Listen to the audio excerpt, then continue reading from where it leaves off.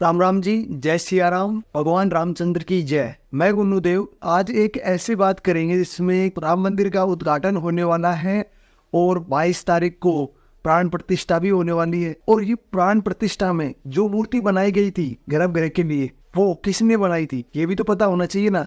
कौन था वो जिसने बनाई, उसी के बारे में आज बात करते हैं। राम मंदिर के गर्भगृह में रामलला की मूर्ति विराजमान हो गई और इसी मूर्ति की 22 जनवरी को प्राण प्रतिष्ठा की जाएगी।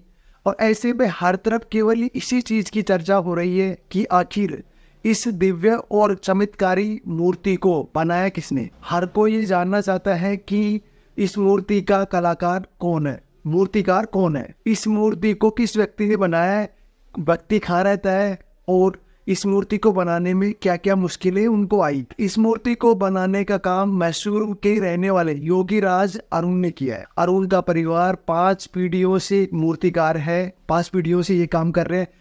अरुण को ट्रेनिंग उनके पिता योगीराज ने दी और उनके पिता योगीराज शिल्पी से मूर्तिकला सीखी। और आपको बता दूं, उनकी पत्नी ने इंटरव्यू के दौरान, अरुण की पत्नी ने, उन्होंने कहा था कि पत्थर बहुत ज्यादा कीमती होने पर छोटी सी भी गलती हर चीज बर्बाद कर देती है। पूरा पत्थर खराब हो सकता है एक छोटी सी भी गलती पे। इसीलिए रामलला की मूर्ति बनाते हुए एक भी गलती नहीं की जा सकती थी।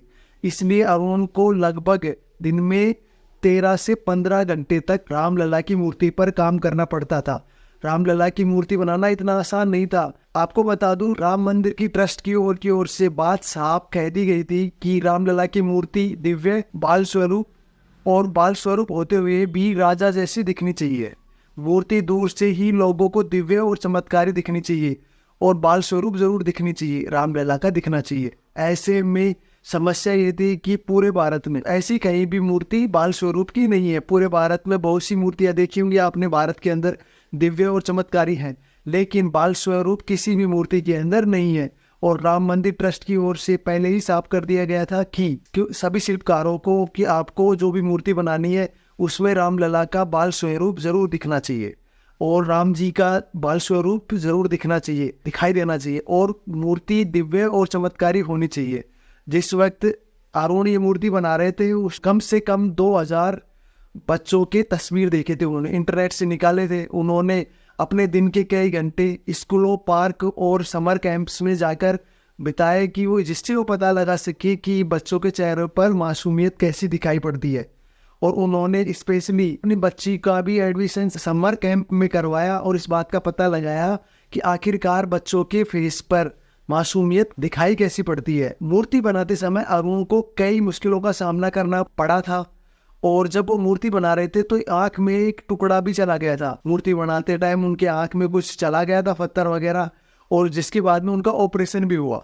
और अगर ज्यादा दिक्कत आती तो आंख भी जा सकती थी उनकी, और आंखों की रोशनी हमेशा के लिए जा सकती थी अरुण की। जब उनका ऑपरेशन हुआ था उसके दूसरे दिन ही उन्होंने काम वापस कंटिन्यूटी रखा और कंटिन्यूटी रख के और काम स्टार्ट करके, क्योंकि 10 से 11 घंटे 15 घंटे उनको काम करना होता था, रामलला की मूर्ति के लिए दिया और किसी प्रकार से उन्होंने ये मूर्ति का काम को कंप्लीट किया। इतना ही नहीं, रामलला की मूर्ति बनाते वक्त अरुण 6 महीने से दिल्ली में थे। इन 6 महीनों के बीच दिवाली से लेकर बड़े बड़े त्योहार पड़े, लेकिन एक बार भी अरुण अपने घर नहीं गए और अरुण को घर जाने की परमिशन नहीं थी। वो दिल्ली में अपने मामा के साथ रहते थे। इन 6 महीनों के बीच में अरुण के पिता की बरसी भी पड़ी थी और इस बरसी में अरुण जा नहीं पाए। और मैं आपको बता दूं, जिस वक्त अरुण के अपने घर पे पिता की बरसी पर नहीं जा पाए तो राम मंदिर ट्रस्ट के लोगों ने उनके लिए एक खास पूजा भी रखी। दिन में 15 से 18 घंटे दिन में काम कर रहे थे। रामलला की 3 मूर्तियों को सेलेक्ट किया गया था और आखिरी में पता चला कि अरुण की मूर्ति ही गर्भगृह में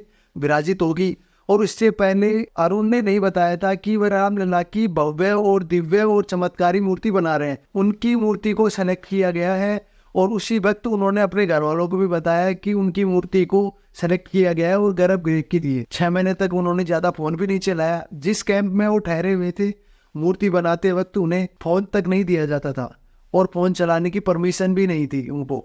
राम मंदिर ट्रस्ट की ओर से उन्हें 3 वक्त का खाना और रहने की जगह दी हुई थी और रामलला की मूर्ति को संघर्ष करते हुए उन्होंने बनाया था। जिस वक्त ये रामलला की मूर्ति बनकर तैयार हुई और मीडिया तक ये बात पहुंची तो योगीराज अरुण ने मूर्ति को तैयार किया है हर कोई उनके घर जाना चाहता था और पहुंचे वहाँ पे, और उनकी घर वालों से उनसे बात करने लगे, क्योंकि वो उनके घर वाले भी बोल रहे हैं कि उनको सेलिब्रिटी जैसा फील होने लग गया है। अरुण को भी खुद विश्वास नहीं था कि वो एक दिन अपने कॉर्पोरेट की जॉब छोड़कर अपने परिवार की प्रोफेशनल मूर्ति कला में जाएंगे और रामलला की मूर्ति बनाने का सौभाग्य प्राप्त होगा। अरुण की 6 महीने की मेहनत जो रंग लाई, और उन्होंने जो मेहनत करके जो बनाई, क्योंकि मूर्ति बनाना बड़ी कठिन ही है, क्योंकि कारण ये होता है कि मूर्ति के अंदर अगर छोटी सी भी गलती हो जाती है ना, तो पूरा पत्थर या फिर जो भी होता है वो नष्ट हो जाता है, क्योंकि कोई काम का नहीं रहता है। और जब उन्होंने मेहनत करके, क्योंकि जो मूर्ति बनाई है उसके अंदर 10 अलग अलग चीज़ों के बारे में बताया गया है। मूर्ति तो है, उसके चारों तरफ जो बना रखा है वो अलग अलग है, आप देखना अगर आपने नहीं देखी तो। और बाकी मैं तो आपको बताता हूँ, सब लोग अपने घर पे रहिए और हैप्पी दिवाली।